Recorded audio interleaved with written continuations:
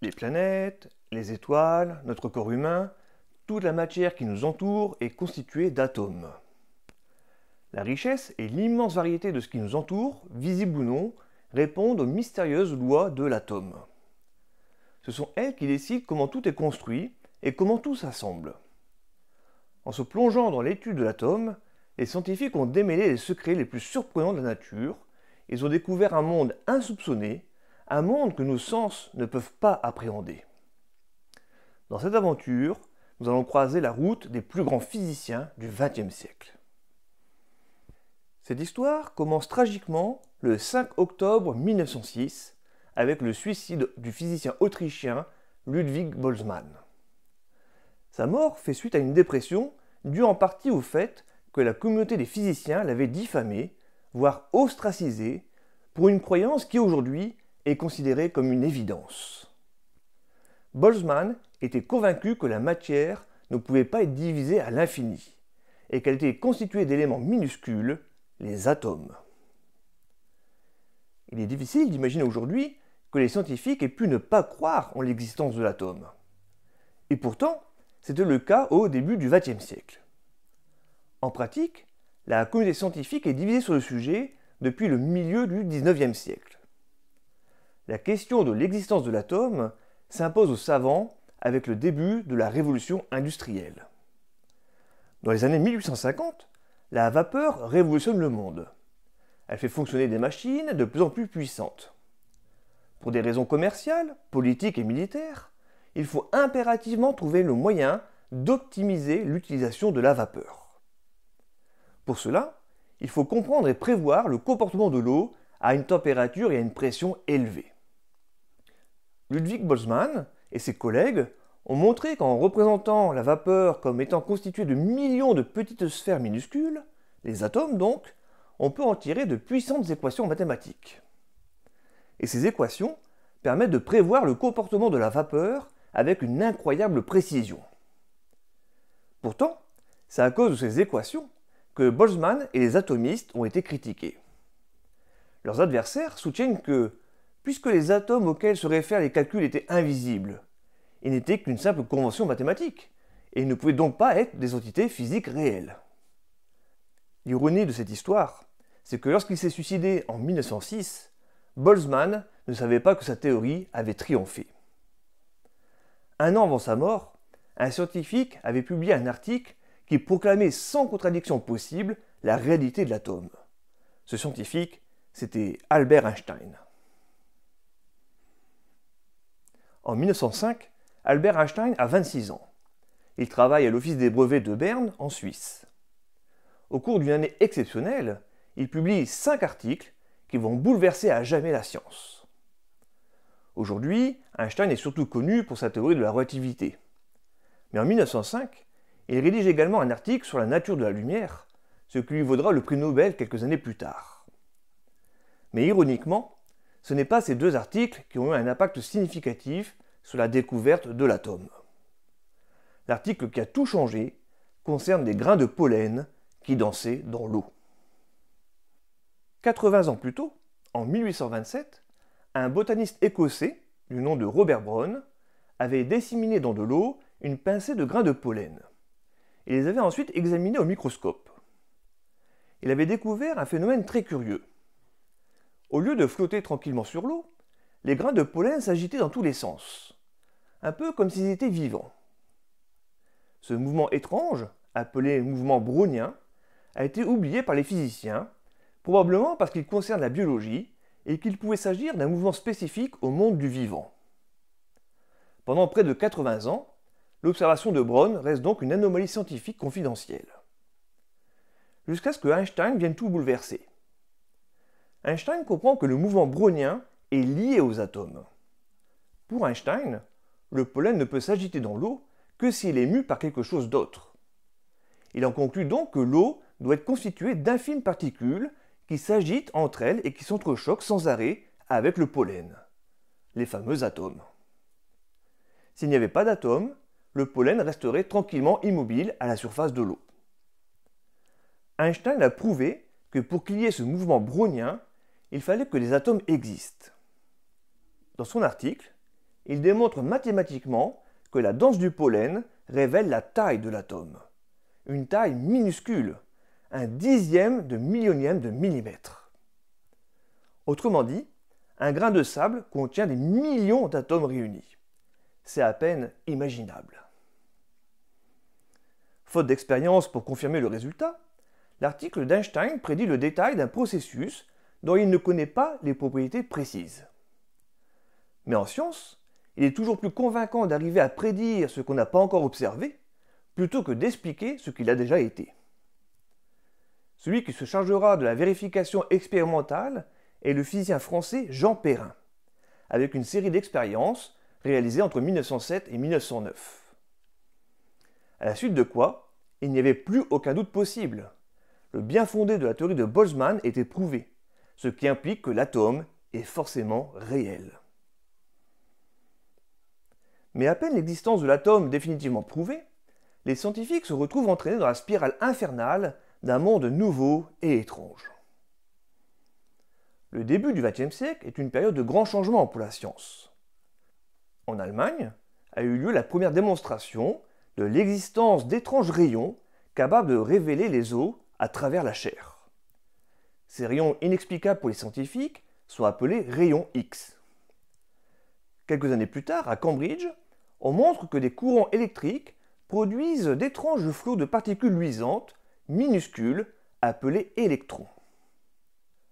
En 1896, à Paris, Marie Curie et Henri Becquerel découvrent que certains éléments chimiques émettent une énergie étrange et puissante que l'on appellera la radioactivité. Toutes ces découvertes semblaient tout droit sorties d'un récit de science-fiction. À l'université de Manchester, Ernest Rutherford est fasciné par la radioactivité. Il se pose énormément de questions à son sujet. De quoi est-elle faite? Pourquoi apparaît-elle sous différentes formes? Jusqu'où peut-elle voyager à travers le vide et à travers l'air?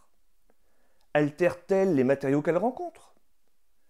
Avec ses assistants, Hans Geiger, inventeur du fameux compteur Geiger, et Ernest Marsden, Rutherford conçoit une série d'expériences qui vont sonder le mystère de la radioactivité. En 1909, Rutherford confie à ses étudiants une tâche très simple. Bombarder une mince feuille d'or avec des rayons alpha, c'est-à-dire la radioactivité produite par le radium, et compter le nombre de particules ressorties de l'autre côté. En pratique, cela voulait dire rester assis dans le noir pendant des heures et compter des flashs phosphorescents minuscules, quasi invisibles. Un travail éminemment fastidieux. Les semaines passent sans que l'équipe de chercheurs ne trouve quoi que ce soit d'inhabituel. Les particules alpha semblent traverser l'or comme s'il n'y avait strictement rien sur leur chemin. Aucun résultat spectaculaire donc. Au moment de faire le point avec Geiger et Marsden, Rutherford demande à ses assistants de regarder s'ils détectent des particules alpha du côté de la feuille d'or où se trouve le radium. En d'autres termes, regardez si certaines particules alpha rebondissent sur la feuille d'or. Les deux jeunes retournent donc dans leur laboratoire pour observer patiemment. Pendant des jours, il ne se passe rien. Jusqu'au jour où l'impossible s'est produit. De façon très occasionnelle, une particule alpha ricoche effectivement sur la feuille d'or. Geiger a calculé que seulement une particule sur 8000 se comporte ainsi. C'est un pourcentage infime, mais c'est ce qui intéressait Rutherford. Il lui faudra plusieurs années pour comprendre entièrement pourquoi les particules alpha se comportent ainsi. On venait à peine de se faire l'idée que les atomes existaient réellement, que Rutherford affirmait que cet objet minuscule, de moins d'un 10 millionième de millimètre, avait lui-même une structure interne. À l'intérieur de l'atome se trouve un monde subatomique et Rutherford pense savoir à quoi il ressemble. Rutherford comprend que le rebond des particules alpha révélait un atome totalement inattendu et qui n'a aucun équivalent sur Terre. Rutherford cherche donc une analogie dans le ciel. Il se représente donc l'atome comme un mini-système solaire. Les électrons, particules de charge électrique négative, tournent en orbite autour d'un noyau de charge électrique positive. Rutherford calcule que le noyau est 10 000 fois plus petit que l'atome lui-même. C'est pourquoi seulement une particule alpha sur 8000 rebondit dessus, car elle touche aléatoirement le noyau. La première conséquence surprenante de cette découverte est que l'atome de Rutherford est presque entièrement constitué de vide. C'est pourquoi presque toutes les particules alpha traversent les atomes de l'or comme si elles ne rencontraient rien sur leur chemin. En réalité, il n'y a effectivement rien sur leur chemin. Imaginez que le noyau de l'atome soit de la taille d'un ballon de football. L'électron le plus proche graviterait autour à une distance de 800 mètres. Le reste de l'atome serait un espace complètement vide. Autrement dit, si on aspirait tout le vide des atomes de mon corps humain, je rétrécirais pour devenir encore plus petit qu'un grain de sel, tout en pesant bien sûr le même poids. Si on faisait la même chose avec les 8 milliards d'humains qui peuplent la Terre, nous tiendrions tous à l'intérieur d'une seule pomme. Il fallait se rendre à l'évidence. L'atome ne ressemblait à rien de ce qu'on connaissait et les choses allaient devenir de plus en plus étranges. Car l'atome de Rutherford contredit les lois connues de la science de l'époque. Normalement, les électrons devraient perdre de l'énergie et donc perdre de la vitesse et entrer en tournoyant dans le noyau.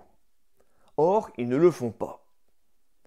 Évidemment, tous les grands scientifiques de l'époque sont perplexes. Imaginez donc, les concepts scientifiques auxquels ils avaient cru toute leur vie échouaient complètement à expliquer l'atome. Il faudra une nouvelle génération de scientifiques, jeunes et audacieux, pour mettre à mal les théories des générations précédentes. L'un des chefs de file de cette nouvelle génération s'appelle Niels Bohr. À la fin de ses études, il entre à l'université de Manchester aux côtés d'Ernest Rutherford. Bohr se donne pour mission de comprendre pourquoi l'atome ne s'écrase pas sur lui-même et pourquoi il comporte autant de vide. Bohr commence à chercher les indices sur la structure de l'atome, non pas en regardant la matière, mais en étudiant la nature de la lumière.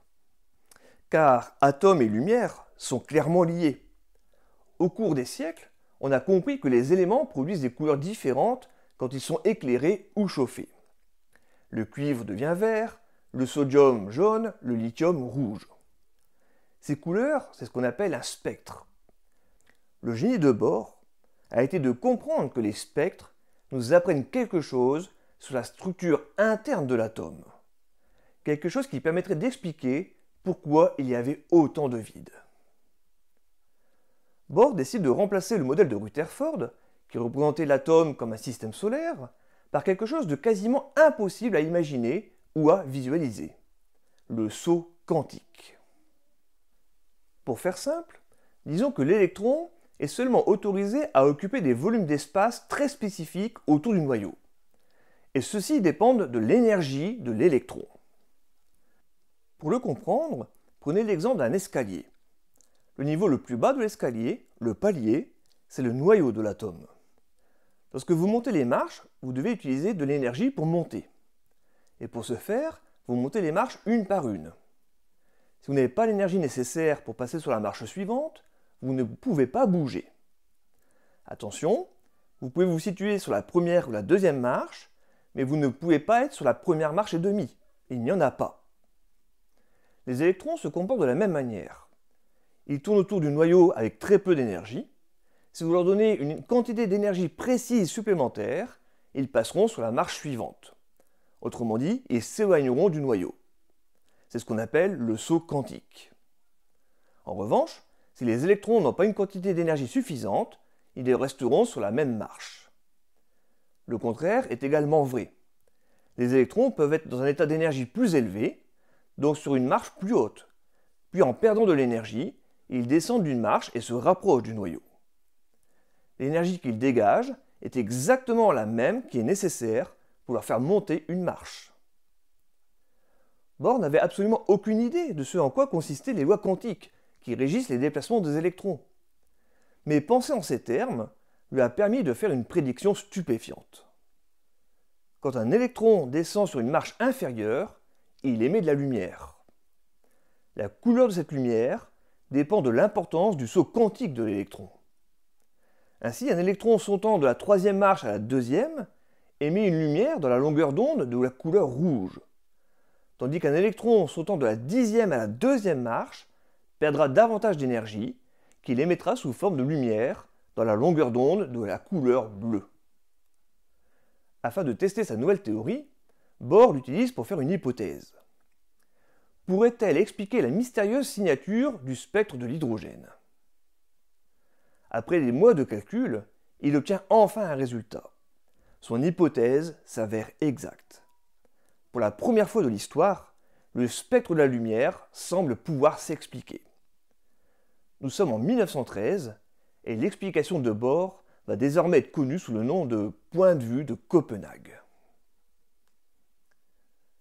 Mais la nouvelle théorie de Bohr s'appuyait sur une supposition très controversée. Pourquoi les électrons dans un atome se comporteraient-ils comme s'ils étaient dans un escalier? Pourquoi feraient-ils des sauts quantiques d'une marche à l'autre? Quand un physicien lui affirmait que ces sauts étaient purement fantaisie, Bohr répondait « Oui, vous avez complètement raison, mais ça ne prouve pas que les sauts ne se produisent pas. Ça prouve seulement que vous ne pouvez pas les visualiser. » Mais ne pas pouvoir visualiser les choses semblait être en totale contradiction avec la science de l'époque.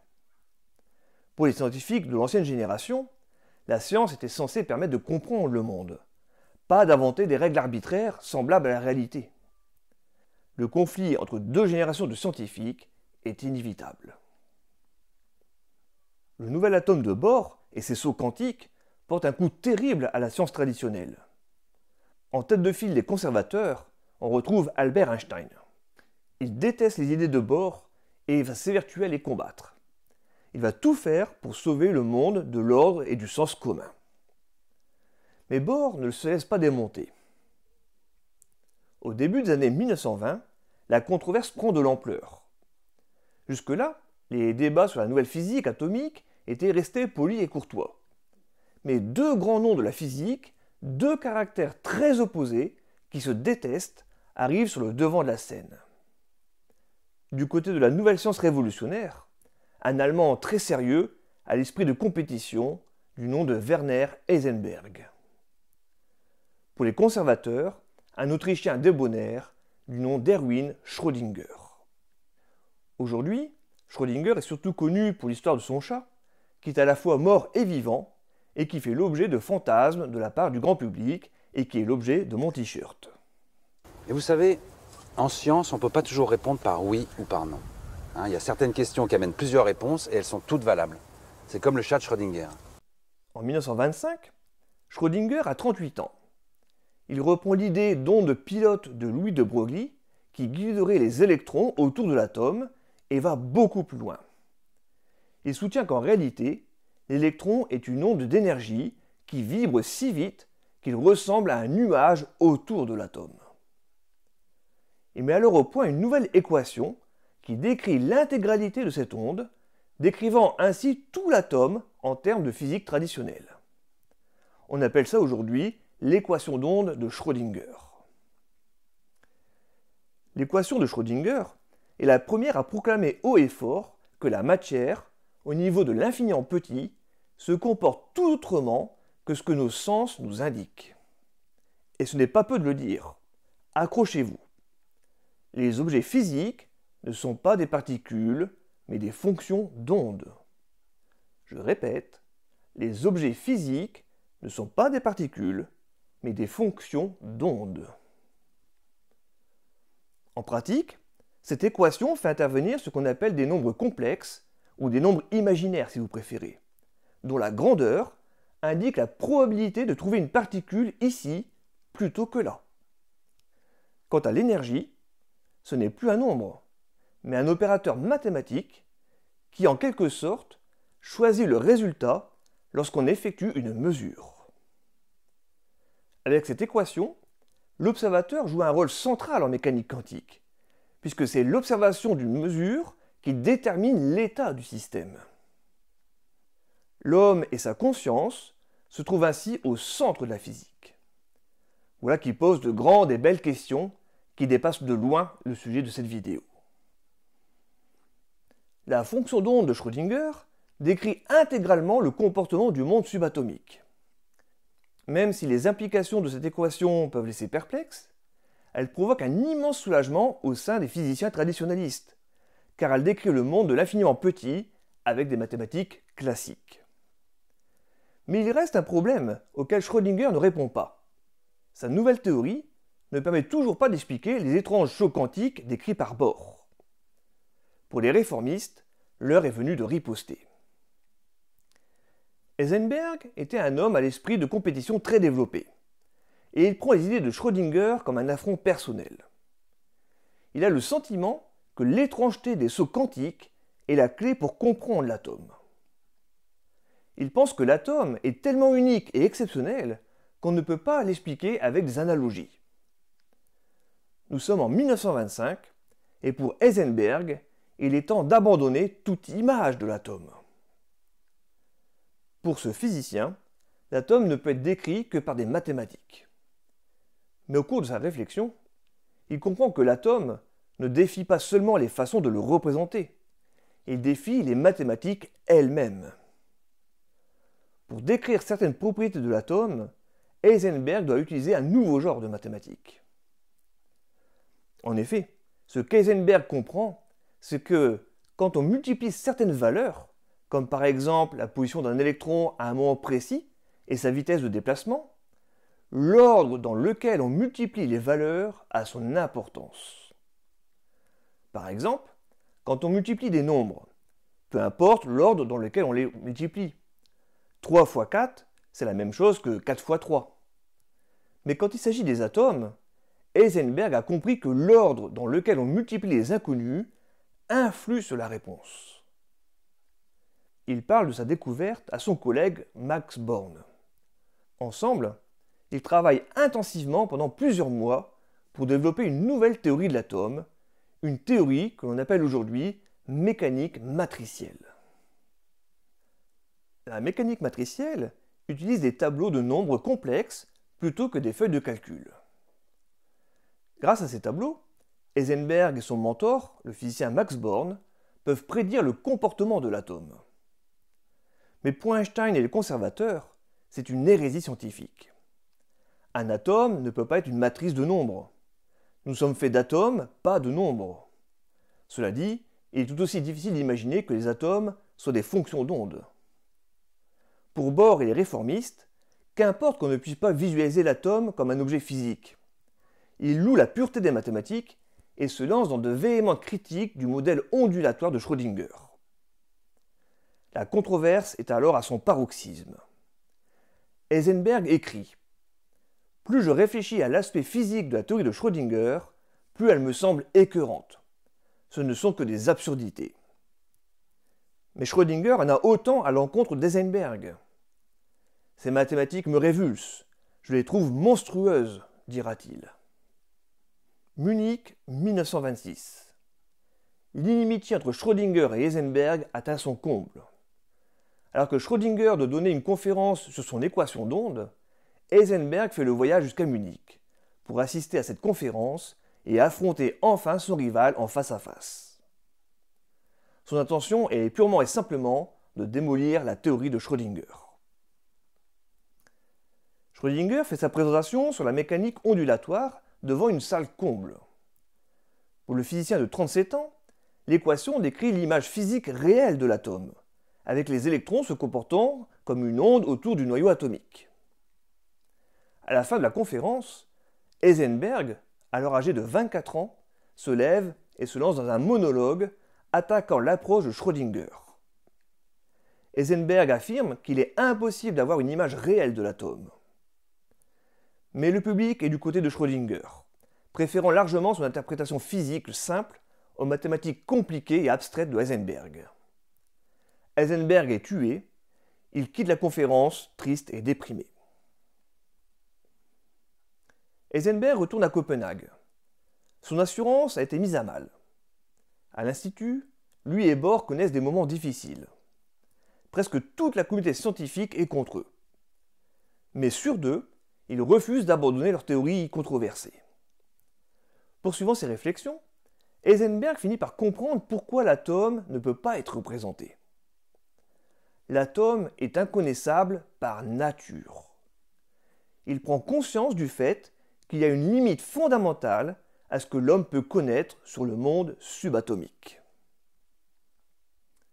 Ce qu'énonce la formule d'Heisenberg est à la fois très simple et absolument incroyable. Les notions de particules, ainsi que leur trajectoire, leur position et leur vitesse, sont remises en cause. Vous l'avez tout de suite remarqué, le signe égal d'une équation classique est ici remplacé par le signe plus grand que. Il s'agit donc d'une inégalité. Il ne s'agit pas d'une loi physique au sens d'une règle opérationnelle. Non, elle décrit plutôt une conséquence de ces règles, en l'occurrence celle de la mécanique quantique. Cette inégalité concerne le système le plus simple qu'on puisse imaginer, le mouvement d'un objet unique. X représente la position de l'objet, mesurée le long d'une règle, par exemple en mètres. Le symbole ΔX décrit l'incertitude sur la mesure de x, c'est-à-dire la taille de l'intervalle où je peux affirmer que se situe l'objet. Par exemple, on écrira ΔX égale 1 mm si on peut mesurer la position à 1 mm près. P de x représente la quantité de mouvement qui est simplement le produit de la masse par la vitesse. En fait, P de x égale m fois Vx. De même que pour la position, delta Px est l'incertitude sur la quantité de mouvement. Comme la masse petit m est constante tout au long du mouvement, l'incertitude sur la quantité de mouvement est simplement reliée à l'incertitude sur la vitesse. Dans le terme de droite, h est la constante de Planck, une grandeur universelle au même titre que la vitesse de la lumière dans le vide ou la constante de la gravitation. La formule énonce donc que le produit des incertitudes avec lesquelles je peux définir la position et la vitesse d'une particule est toujours supérieur à une quantité fixe, indépendante du mouvement. Ainsi, si on connaît par exemple la position d'un électron à un moment donné, on ne peut alors pas connaître sa vitesse de déplacement. Et si on connaît sa vitesse, on ne peut pas connaître sa position. Cette ambiguïté n'est pas un point faible de la théorie.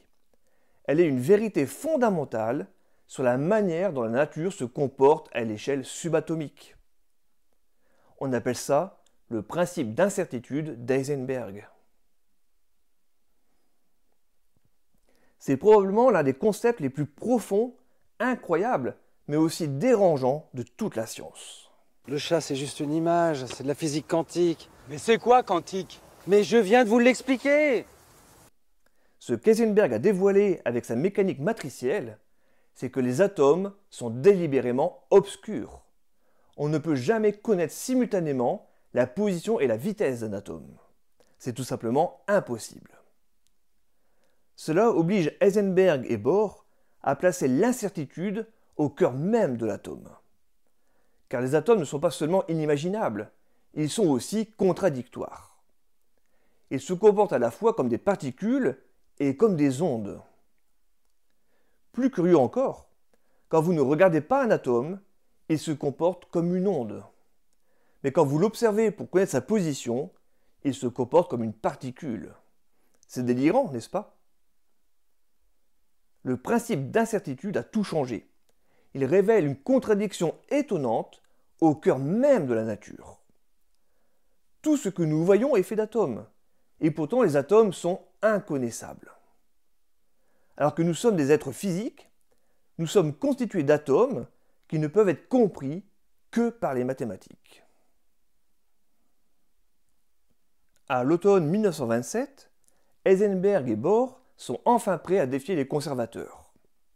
Le match aura lieu à Bruxelles lors du 5e congrès Solvay de physique. Tous les éminents spécialistes de la physique atomique sont présents.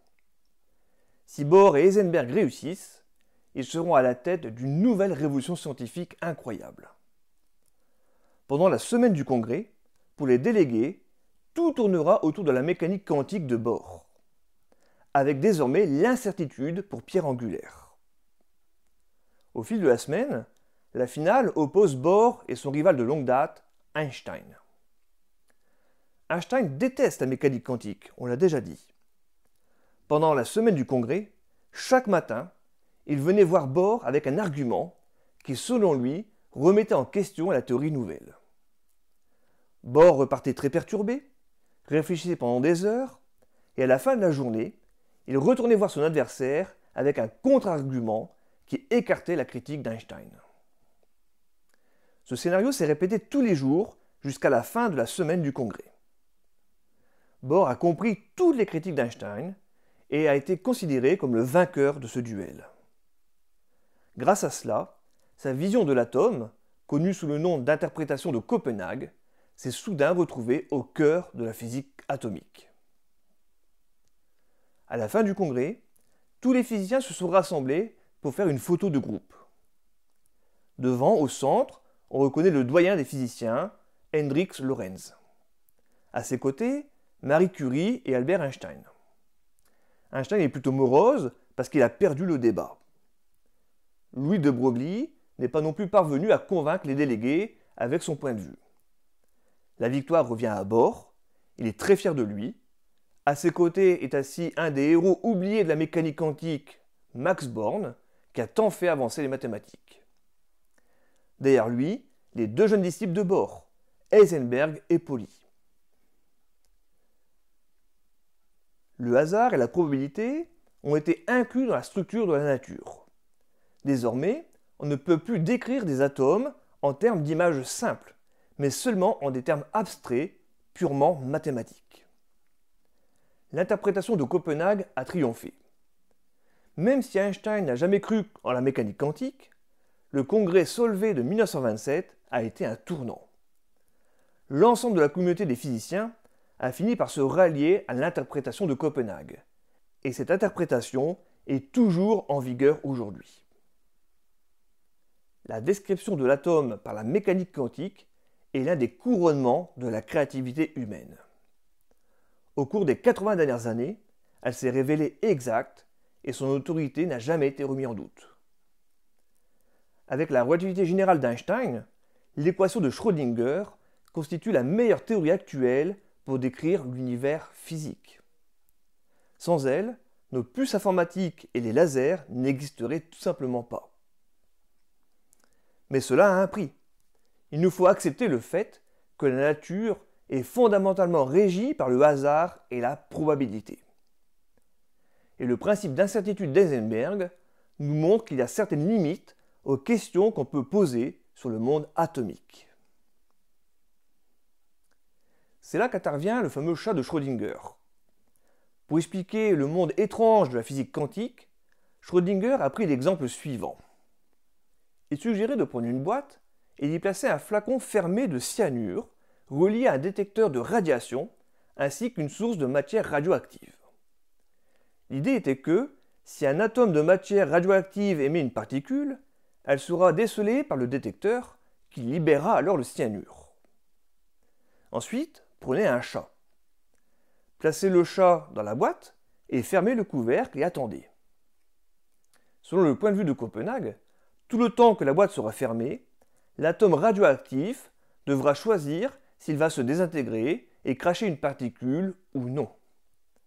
Nous sommes donc obligés de le décrire comme s'étant désintégré et ne s'étant pas désintégré en même temps. Pensez à ce que cela signifie. Comme la particule radioactive déclenche la libération du poison, le chat est à la fois empoisonné et non empoisonné jusqu'à ce qu'on soulève le couvercle pour constater le sort du chat. Il faut donc considérer le chat comme étant à la fois mort et vivant en même temps. Mais oui, c'est comme pour les mentales. Plus il y a de fromage, plus il y a de trous. Mais plus il y a de trous, moins il y a de fromage. Aujourd'hui, nous en savons tellement plus sur ce qu'est un atome et comment il se comporte qu'il nous faut renoncer à la possibilité de s'en faire une image visuelle. Notre nature humaine nous oblige à nous questionner sur le monde qui nous entoure. Et ce qu'on a découvert dépasse largement notre imagination. Mais nous n'en sommes qu'à la moitié de cette formidable aventure. Car ce que nous verrons dans la prochaine vidéo sera encore plus étonnant.